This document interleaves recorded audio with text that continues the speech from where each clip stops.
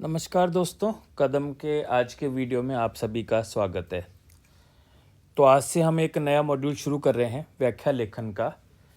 आज का जो वीडियो होगा उसमें मोटी मोटी हम बात करेंगे पद्य की व्याख्या से संबंधित, कि पद्य की अगर अच्छी व्याख्या लिखनी हो तो हमें किन बातों का ध्यान रखना चाहिए। थोड़ी सी बात करेंगे इस मॉड्यूल के बारे में कि इस मॉड्यूल में किन चीज़ों को कवर करना है, और थोड़ी सी बात करेंगे कि आपको अगर एक अच्छी व्याख्या लिखनी है तो कौन कौन से कार्य हैं या किस तरीके से आप एक अच्छी व्याख्या को तैयार कर सकते हो। बाकी इस मॉड्यूल में हर कवि पर हम चर्चा करेंगे ही करेंगे, जैसा हमने आपको बताया है वो तो बात करेंगे, पर एक सामान्य परिचय जैसा वीडियो आज हम बनाने की कोशिश कर रहे हैं कि व्याख्या को लेकर जो समस्याएं विद्यार्थियों के सामने आती हैं और किस तरीके से उनको अप्रोच करना चाहिए। तो चलिए आज का वीडियो थोड़ा शुरू करते हैं। देखिए, पहला तो आपको पता ही होगा, हमारे हिंदी साहित्य में परीक्षा में 100 अंक की व्याख्याएं आती हैं। 50 अंक की व्याख्याएं हमारी पद्य की आती हैं और 50 अंक की ही व्याख्या हमारी गद्य की आते हैं। 5 क्वेश्चन यहाँ पर आते हैं, 5 क्वेश्चन यहाँ आते हैं, और ये मैं बात कर रहा हूँ पेपर 2 की। ठीक है, ये सबको पता है आपको। गलती क्या करते हैं हम लगभग, अगर आप उन विद्यार्थियों में से हैं तो मेरी बात को समझिएगा कि जो सबसे बड़ी गलती जो हम करते हैं कि हम व्याख्या लेखन वहीं जाकर करते हैं, या व्याख्या लेखन को लेकर उतना सिंसियरली एफर्ट्स नहीं डालते।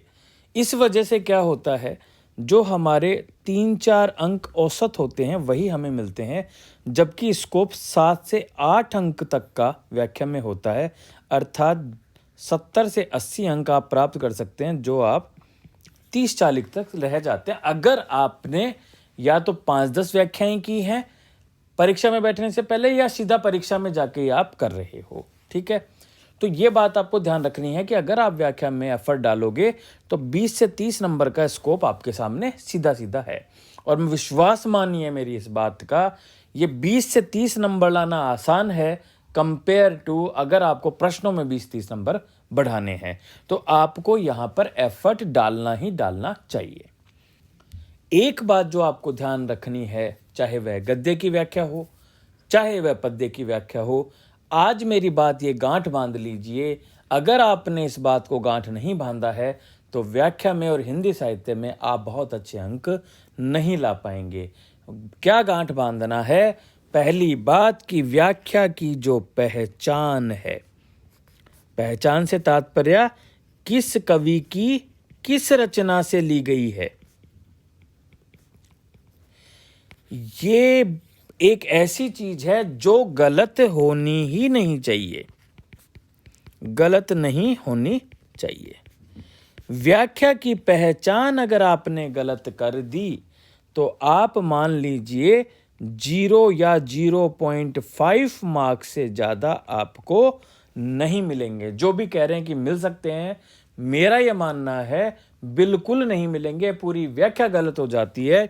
इसलिए सबसे ज़्यादा अगर कोई मेहनत करने की आवश्यकता है तो वो व्याख्या पहचान करने के लिए आवश्यक है। आने वाले वीडियोज में आप सीखेंगे कि व्याख्या को कैसे पहचानना है। अगर आप व्याख्या की पहचान गलत करते हैं, आपको अर्थ आए नहीं आए, व्याख्या आए नहीं आए, अगर पहचान सही है तो आप मान के चलिए जो मैं 3 से 4 अंक औसतन मार्क्स की बात कर रहा था वो मिल जाएंगे। अगर पहचान ही गलत है तो वो 3-4 भी भूल जाइए, आपके अंक घटकर 0.5 या काट के 0 कर दिए जाएंगे।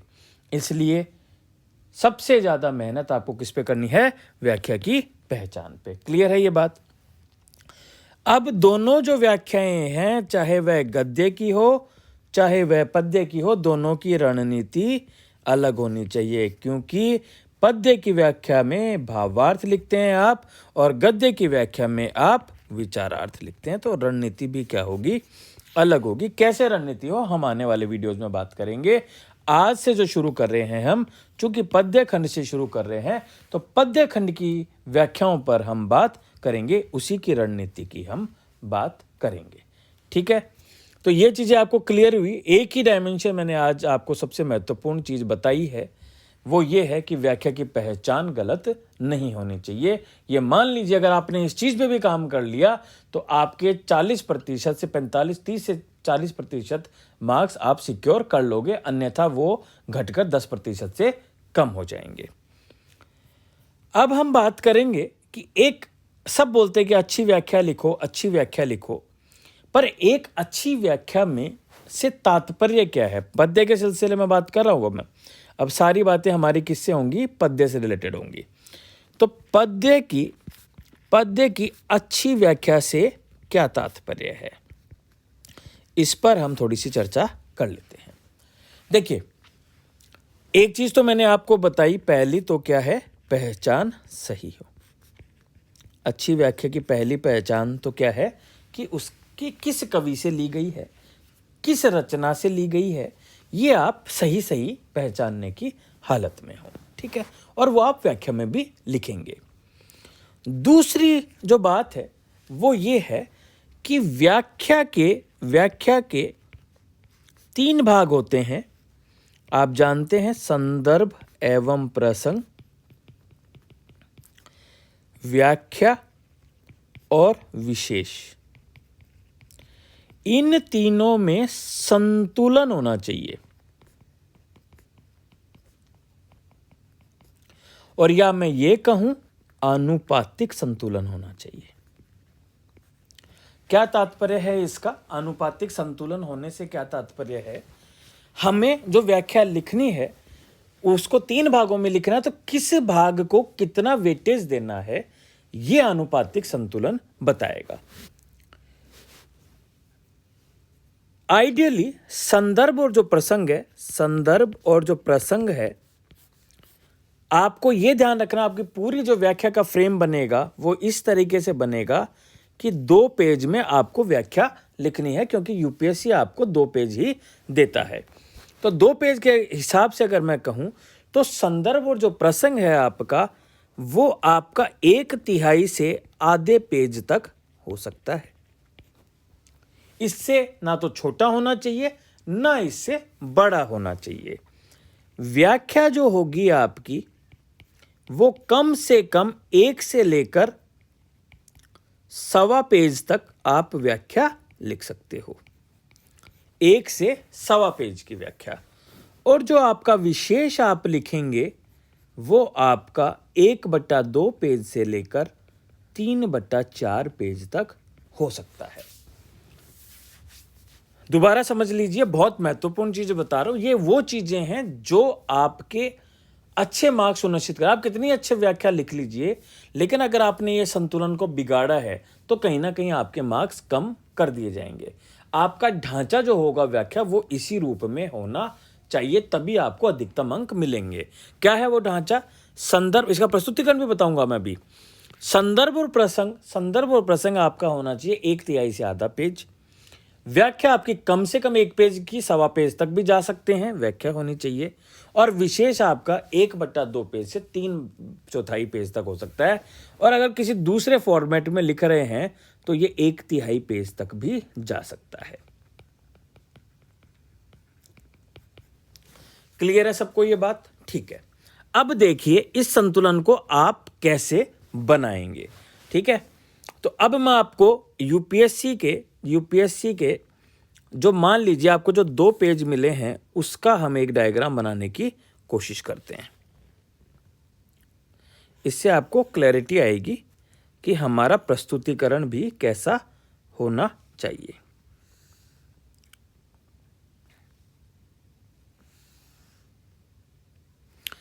ये आपके मान लीजिए 2 पेज हैं जिनमें हमें व्याख्या लिखनी है। अब इसमें चूंकि यूपीएससी मार्जिन क्रिएट करता है तो हम भी मार्जिन बना देते हैं।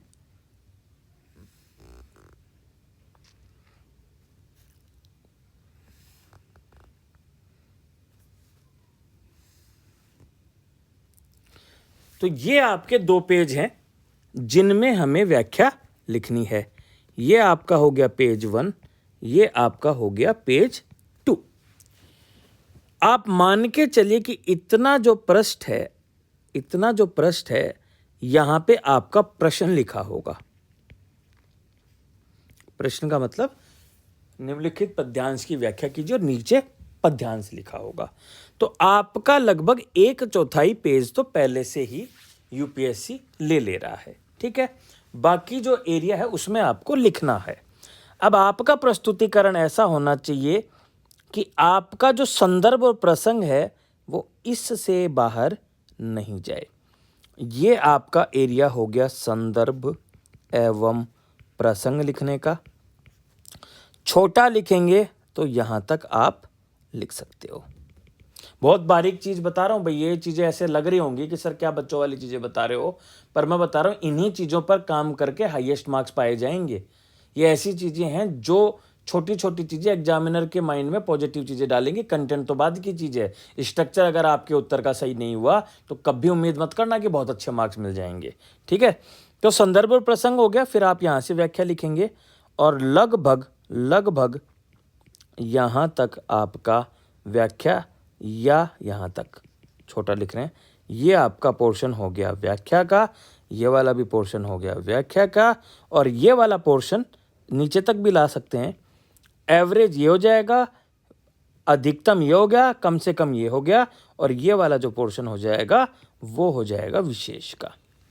ये प्रस्तुतिकरण और ये अनुपातिक संतुलन आपकी व्याख्या में झलकना चाहिए, तभी आपकी व्याख्या एक संतुलित व्याख्या कहलाएगी।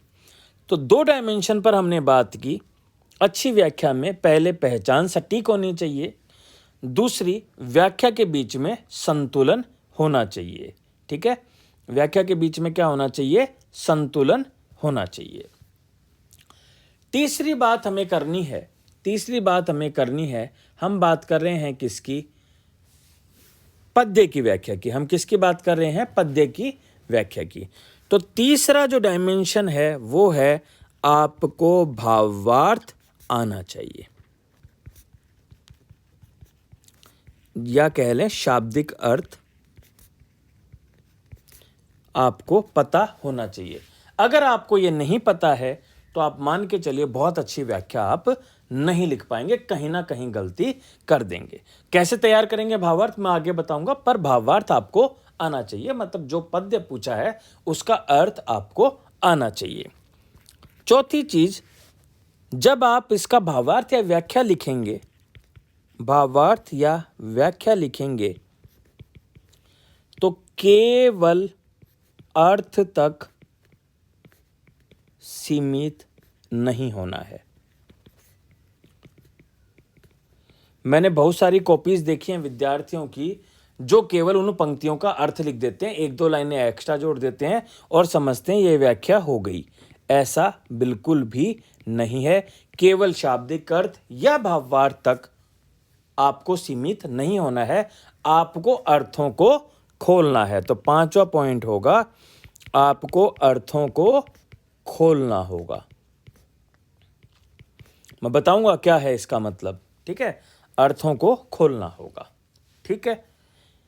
अर्थों को खोलने के क्रम में आपको कीवर्ड्स लिखने होंगे,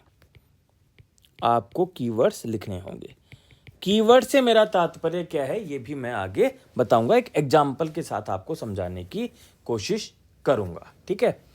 तो आपको क्या ध्यान रखना है, केवल भावार्थ तक सीमित नहीं रहना है, आपको के उसके अर्थों को खोलना है, और अर्थों को खोलने के क्रम में आपको कीवर्ड्स लिखने होंगे। इसका मैं एग्जांपल देता हूं। पहले देखिए, कोई भी एक रचना होगी, उसके कुछ कीवर्ड्स तो आप आसानी से प्रयोग में ला सकते हैं। जैसे मान लीजिए आपका प्रश्न या आपकी व्याख्या आई है किससे? ब्रह्म राक्षस से। मुक्तिबोध की रचना है ब्रह्म राक्षस, इससे व्याख्या का पद पूछा गया है। तो आपके उत्तर में निश्चित तौर पर पौराणिक मिथक ये कीवर्ड होना ही होना चाहिए, ये अपेक्षित होता है। ये चीजें सीखने की हैं, ठीक है ना। ये जब तक नहीं करेंगे तब तक बात बनेगी नहीं हमारी, इसलिए कीवर्ड्स को डालने का अभ्यास हमें करना होगा। साथ ही साथ आपका प्रतीकात्मक रचना है, तो प्रतीकात्मकता वर्ड ये कीवर्ड हुआ इस ब्रह्म राक्षस की रचना के लिए। ऐसे ही मान लीजिए आपका जो पद्य आया है वो है भारत भारती के अतीत खंड से, भारत भारती के अतीत खंड से। तो आपको क्या करना है, आपको ये कीवर्ड जरूर डालना है, अतीत से रचनात्मक ऊर्जा ग्रहण। ये भारत भारती जो लिखी गई है, भारत भारती जो मैथिली शरण गुप्त ने लिखी है, वो अतीत से रचनात्मक ऊर्जा ग्रहण करके ही उसका अतीत खंड लिखा है। तो ये चीजें आपकी व्याख्या में दिखनी चाहिए एग्जामिनर को, तब एग्जामिनर क्या होगा, इंप्रेस होगा। ऐसे एक और एग्जाम्पल बताता हूं, असाध्य वीणा, अपने सिलेबस में है असाध्य वीणा, और असाध्य वीणा आए और आप सृजनात्मक रहस्यवाद नहीं लिखें वर्ड, तो फिर कहीं ना कहीं व्याख्या में कमी है। मेरी बात समझ रहे हैं आप? मैं अभी व्याख्या किन पंक्तियों से क्या पंक्तियां आ रही हैं उस पर तो लिखेंगे ही कीवर्ड्स, पर अगर रचना भी अगर आपको पकड़ में आ रही है तो उस रचना से जुड़े हुए 5 से 10 कीवर्ड्स भी आप तैयार कर सकते हैं, जो हर पंक्तियों पर लागू होंगी, हर पंक्तियों पर क्या होंगी, लागू होंगी। ऐसे कीवर्ड्स हमें एग्जाम में व्याख्या लिखने के क्रम में डालने हैं। क्लैरिटी आई भाई इस बात की? तो मैंने एक डायमेंशन आपको और अच्छे से समझाया कि कीवर्ड्स आपको डालने होंगे। अब मैं आपको ये 2 पॉइंट समझाने की कोशिश करता हूं कि केवल अर्थ तक सीमित नहीं होना है, केवल अर्थ तक सीमित नहीं होना है, और अर्थों को कैसे खोलना है। चलिए दो मैं आपको दिखाता हूं, आपके सामने है। ये पद्य है, मान लीजिए ये व्याख्या में आपसे पूछा जा रहा है। पीछे लागा जाई था लोकवेद के साथी, आ गई ते सतगुरु मिल्या, दीपक दिया हाथी। दीपक दिया तेल भरी, बाती दई अघट, पूरा किया बिसुहना, बहुरी न आवो हट। ये कबीरदास जी का, पहले तो मैंने क्या कहा था कि पहचान तो गलत होनी नहीं चाहिए, और गुरु की महिमा से, ये गुरुदेव को अंग से ये लिया गया है। अब जो मैं कह रहा हूं उसको ध्यान से समझिएगा। एक तरीका तो यह है, इन दोनों दोहों के हम अर्थ लिख दें। अर्थ लिखेंगे कैसे कि भाई पहले वो व्यक्ति जो लोक और जो वेद थे, जो सांसारिक जो भी गतिविधियां चल रही थी, केवल उसी के अनुसार वह ईश्वर से मिलने के लिए वैसे ही प्रयास कर रहा था। लेकिन जैसे ही सतगुरु मिला और उसके हाथ में दिया दिया, उसके बाद में उस दिए में उन्होंने तेल भरी, उसमें न घटने वाली अघट्य बाती दी उसको, उसका पूरा बिसूना किया, और ऐसा प्रयास किया कि वह इस हट में, इस बाजार में फिर नहीं आए, अर्थात उसको मोक्ष की प्राप्ति कराई। ठीक है, ये तो एक सामान्य अर्थ हुआ जो हर कोई विद्यार्थी करने की कोशिश करेगा। पर एक वो विद्यार्थी जो यहां पर वर्ड्स को पकड़ेगा, जैसे सतगुरु,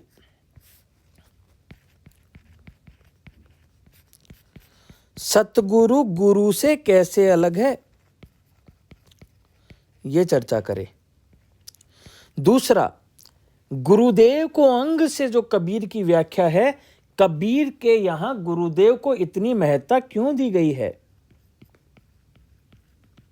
क्योंकि वो सिद्धनाथ परंपरा का प्रभाव है उन पर, और सिद्धनाथ परंपरा में भी गुरु को महत्व दिया जाता था। ये बात जो अपनी व्याख्या में लिखेगा, पृष्ठभूमि लिखेगा, सतगुरु और गुरु में अंतर लिखेगा, वो विद्यार्थी, या इसमें ये कहें माया का आवरण हटाने में गुरु की भूमिका जो विद्यार्थी लिखेगा, अर्थ के अलावा उस विद्यार्थियों को अच्छे अंक मिलेंगे।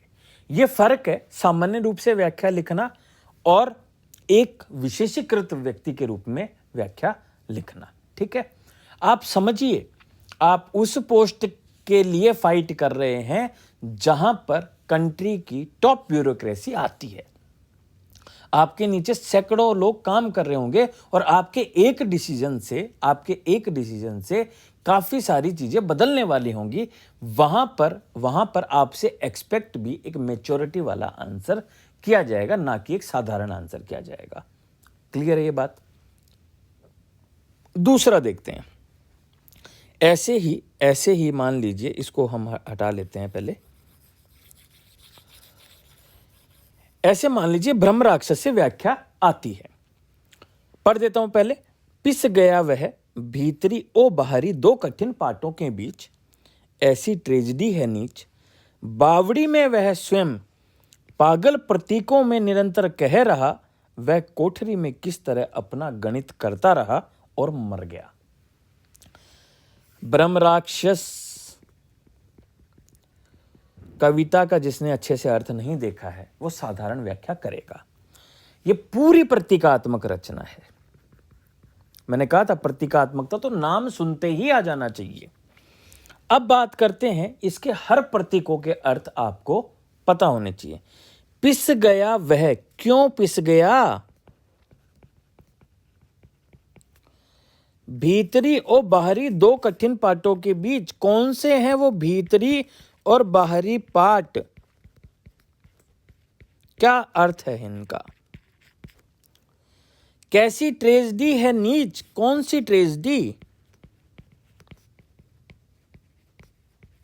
बावड़ी किसका प्रतीक है? पागल प्रतीक भी बोले, और पागल प्रतीक से क्या तात्पर्य, विशेषण क्यों लगाया गया है? निरंतर कह रहा, वह अपनी कोठरी में किस तरह अपना गणित से क्या तात्पर्य है? करता रहा और मर गया, मरने से क्या तात्पर्य है?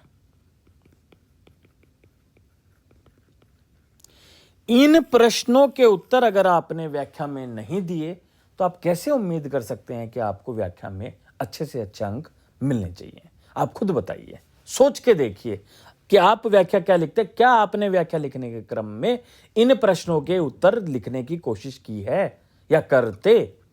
अगर नहीं तो इसका मतलब व्याख्या में काम करने की आवश्यकता आपको निश्चित रूप से है। बात समझ में आई? तो ये मैं समझाना जो आज चाह रहा हूं वो ये है कि एक अच्छी व्याख्या में आपको मेहनत करनी होगी और अर्थों को खोलना होगा और अपनी व्याख्या को मैच्योर बनाना होगा। एक साधारण 8वीं 9वीं कक्षा के विद्यार्थी जैसी व्याख्या वह नहीं लगनी चाहिए। आप टॉप ब्यूरोक्रेसी के एग्जाम के लिए फाइट कर रहे हैं तो उसी लेवल की व्याख्या वो नजर आए। क्लियर है? एक और उदाहरण से मैं आपको समझाने की कोशिश करता हूं, फिर शायद आपको और क्लियर होगा।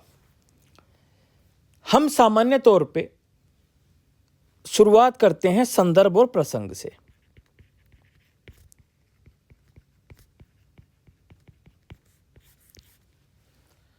अब संदर्भ और प्रसंग बहुत तरीके से व्याख्या लिखी जाती है, शीर्षक देखकर, शीर्षक नहीं देखकर। अगले वीडियो में उसकी चर्चा करेंगे।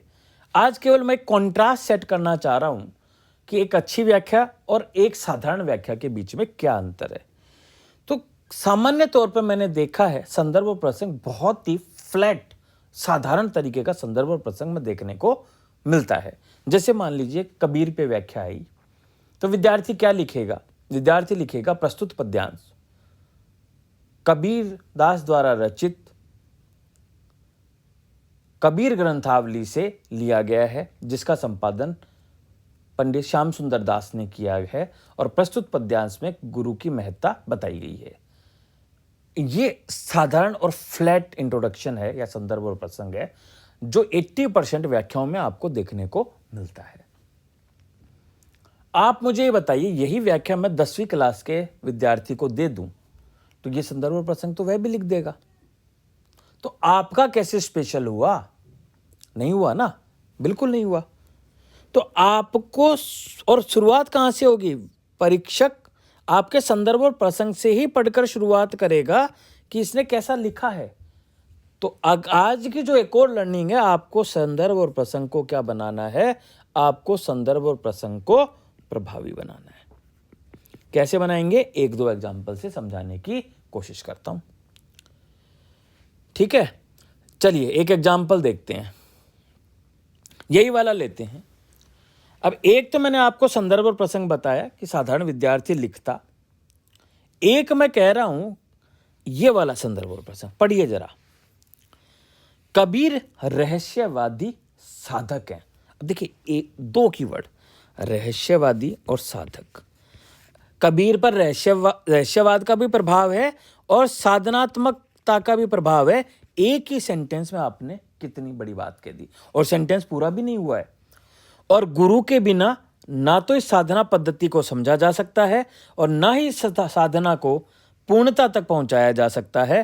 प्रमाण है कबीर द्वारा रचित प्रस्तुत व्याख्या दोहे, जिन्हें कबीर ग्रंथावली के गुरुदेव को अंग से उद्धृत किया गया है, जिसका संकलन बाबू श्याम सुंदर दास के निर्देशन में किया गया है। इन दोहों में कबीर ने गुरु की महत्ता पर बल दिया है। अब आप समझिए बात को। आपने गुरु का क्या महत्व है इस संदर्भ और प्रसंग में ही बता दिया कि गुरु के बिना ना तो साधना पद्धति को समझा जा सकता है और ना इस साधना को पूर्णता पर पहुंचाया जा सकता है। अर्थात ईश्वर और जो जीव का मिलन है वो गुरु के बिना संभव नहीं है। ये व्याख्या की पहली दो पंक्ति में इतने सटीक तरीके से आपने अगर समझा दिया है तो आप मुझे बताइए, एग्जामिनर अर्थ खोजेगा आपकी व्याख्या में? जो ये समझेगा कि आपको इतनी गुड नॉलेज है, आप इतना अच्छे तरीके से चीज़ों को समझते हैं, उसके बाद में औपचारिकता है मार्क्स देना। आपको ये बात समझनी होगी, ठीक है ना? तो आपको अपने संदर्भ और प्रसंग को प्रभावी बनाना होगा। एक और उदाहरण देखिए, यही वाला था, अभी देखा, अब देखिए इसका। मुक्ति बोध को आत्म संघर्ष का कवि कहा जाता है। ये जो ब्रह्म राक्षस प्रतीक है, ये पूरी रचना आत्म संघर्ष को बताती है। आपने अगर ये बात मुक्ति बोध के साथ जोड़ दी तो आपने कहीं ना कहीं पहचान ली कि मुक्ति बोध की विशेषताएं क्या हैं, और उनका यह व्यक्तित्व मुखर रूप से उनकी रचना ब्रह्म राक्षस में प्रकट होता है। इस रचना में उन्होंने पौराणिक मिथक का सहारा लेकर एक मध्य वर्गीय व्यक्ति के आत्म संघर्ष को प्रस्तुत किया गया है। प्रस्तुत पंक्तियां इसी रचना से उद्धृत है, जो इस आत्म संघर्ष और द्वंद्व की त्रासद परिणति को दर्शाती है। मर गया को त्रासद परिणति आपने अगर कीवर्ड में लिख दिया। अब आप मुझे बताइए, जो मैंने आपको इंट्रोडक्शन बताए, साधारण इंट्रोडक्शन बताए, उनसे ये बेहतर है कि नहीं है? एक वो कॉपी होगी और एक ये कॉपी होगी। आप ही एग्जामिनर हैं, किस में ज्यादा मार्क्स देंगे, कितने ज्यादा मार्क्स देंगे, सोच के देखिए। तो आज का जो मेरा ये वीडियो था वो समझाने की यही कोशिश थी मेरी कि व्याख्या पर आपको मेहनत करनी होगी, व्याख्या को तैयार करना होगा। हम इसमें मदद कर रहे हैं आपकी। आने वाले वीडियोस में हम एक एक करके एक एक व्याख्या पे चर्चा करेंगे और उस कवि के बारे में बताने की कोशिश करेंगे कि किन आयामों को आप छूने का प्रयास कर सकते हैं, किन बिंदुओं पर आपको संदर्भ प्रसंग में चर्चा कर सकते हैं और किन की विशेष में भी चर्चा कर सकते हैं। और व्याख्या में और भी डिटेल में बात करेंगे कि किस तरीके से व्याख्या को अप्रोच किया जाना चाहिए। तो आने वाले वीडियोज इसी तरीके से चलेंगे। ये जो 22 हमारे व्याख्या आने के जो कवि हैं और जहाँ से व्याख्या पूछी जाती है, रचना प्लस कवि, ये 22 से हम एक एक व्याख्या इस मॉड्यूल में करने की कोशिश करेंगे, ठीक है? तो हो सकता है 1-2 दिन का वक्त लगे शुरू होने में, पर आज के वीडियो से कम आप ये समझ पाएंगे कि व्याख्या लेखन में मेहनत क्यों आवश्यक है। मैंने कॉन्ट्रास्ट क्रिएट करने की आपके सामने कोशिश की कि साधारण और असाधारण में क्या अंतर देखने को मिलेगा। इसी चीज को मैं आगे भी कंटिन्यू करूंगा। जब आप मॉडल आंसर देखेंगे व्याख्या के, तब आप एहसास कर पाएंगे कि व्याख्या कितनी महत्वपूर्ण है, ठीक है? तो चलिए आज के वीडियो में इतना ही। जो व्यक्ति इस मॉड्यूल से जुड़ना चाहते हैं वो दिए गए नंबरों पर संपर्क कर सकते हैं और इस व्याख्या मॉड्यूल से जुड़ सकते हैं। आगे के वीडियोस आपको मॉड्यूल से जुड़ने के बाद ही उपलब्ध होंगे। तो आज के लिए बस इतना ही। बहुत बहुत धन्यवाद।